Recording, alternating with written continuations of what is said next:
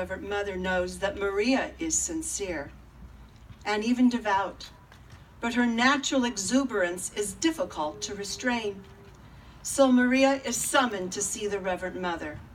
When Maria apologizes profusely for her tardiness again, the Reverend Mother encourages her by singing a song, but first, she is given instructions to leave her safe Abbey and to search her heart for the will of God.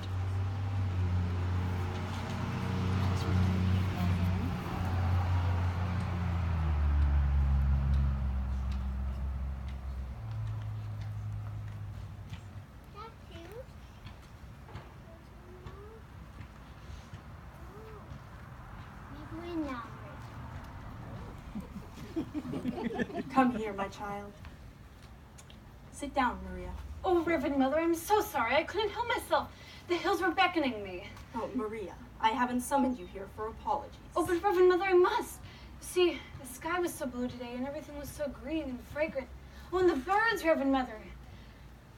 Maria, when you saw us from your mountains and wanted to be one of us, that didn't mean you were ready for the practices and discipline of our Abbey.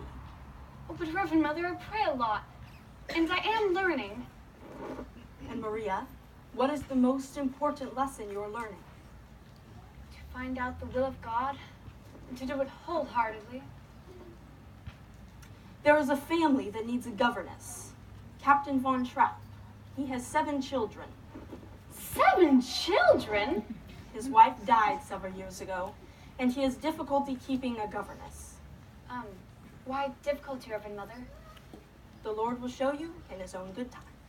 Oh, please, Reverend Mother, don't send me away. Maria, I think this is the will of God for you.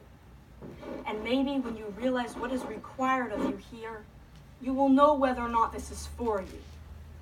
You must face your difficulties and your mountains.